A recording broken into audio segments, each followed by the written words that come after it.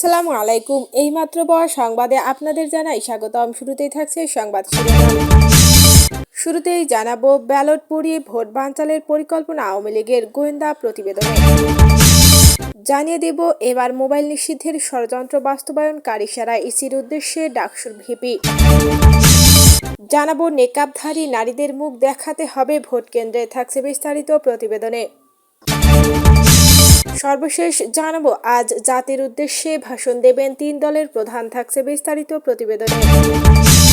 সুপ্রিয় দর্শক, এতক্ষণ শুনছিলেন সংবাদ শিরোনাম, এবারে থাকছে বিস্তারিত সংবাদ। তার আগে অনুরোধ থাকবে, ভিডিওটি ভালো লাগলে এবং সর্বশেষ আপডেট সংবাদ পেতে চ্যানেলটি সাবস্ক্রাইব করে পাশেই থাকবেন। ধন্যবাদ।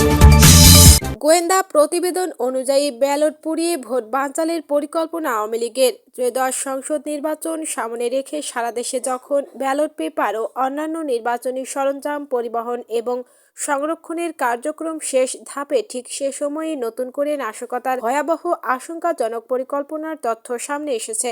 এই পরিকল্পনার মূল অংশ হলো, যেসব স্থানে নির্বাচনী সরঞ্জাম রাখা হয়েছে সেখানে রাতের আধারে অতর্কিত হামলা চালানো এবং ককটেল বিস্ফোরণ ও পেট্রোল বোমা ব্যবহারের মাধ্যমে অগ্নিসংযোগ করে ব্যালট পেপার পুড়িয়ে ফেলা, যাতে ভোট গ্রহণ প্রক্রিয়াটি ভণ্ডুল হয়ে যায়। গোয়েন্দা তথ্যে জানা গেছে, ক্যাডারদের হাতে ইতোমধ্যে গ্রেনেড ও অত্যাধুনিক আগ্নেয়াস্ত্র তুলে দেওয়া হয়েছে এবং নির্দিষ্ট কিছু হিট স্কোয়াড গঠন করা হয়েছে, যারা শুধু সরঞ্জাম ধ্বংসের কাজ করবে। নিরাপত্তা সংস্থার একাধিক সূত্রের বরাতে এসব তথ্য জানা গেছে। এ তথ্য পাওয়ার পর নির্বাচন কমিশন ও আইন শৃঙ্খলা রক্ষাকারী বাহিনী সারা দেশে সতর্কতা জারি করেছে। দুটি নিরাপত্তা সংস্থা ইতোমধ্যে সরকারের উচ্চ পর্যায়ে এবং নির্বাচন কমিশনে আগাম গোয়েন্দা তথ্য পাঠিয়ে প্রয়োজনীয় ব্যবস্থা গ্রহণের সুপারিশ করেছে।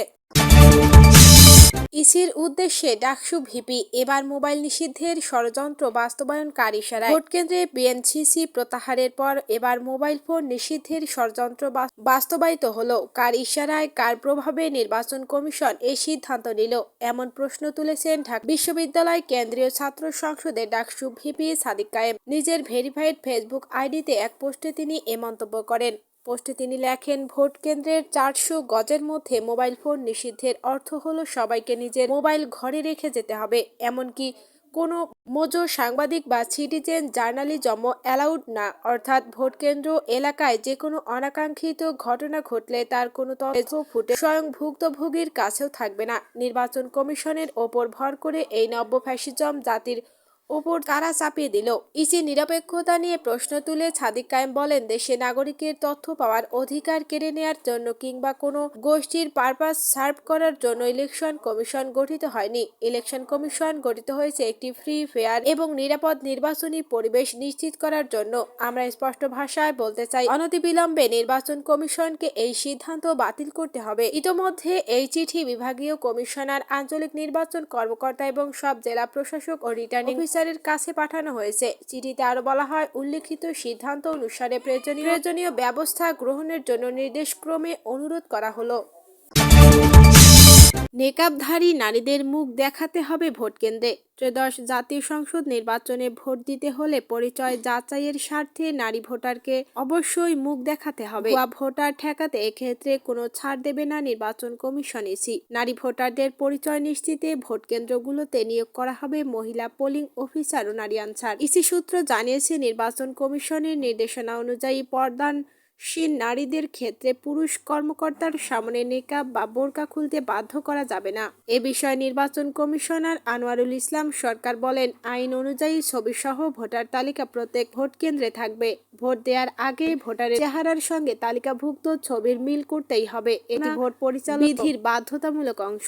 তিনি আরো বলেন, কেউ যদি মুখ না দেখান তাহলে পরিচয় নিশ্চিত করা সম্ভব নয়। সেক্ষেত্রে ব্যালট পেপার দেয়া যাবে না। তবে পর্দাশীল নারীদের বিষয়টি আলাদাভাবে বিবেচনা করছে কমিশন। তিনি বলেন, নারী ভোটার যদি পুরুষ কর্মকর্তার সামনে নেকাব খুলতে না চান তাহলে মহিলা পুলিং অফিসারের মাধ্যমে যাচাই করা হবে। নারী ভোটার নারীর কাছে খুললে পর্দা ভঙ্গ হবে না বলেও জানান এই নির্বাচন কমিশনার।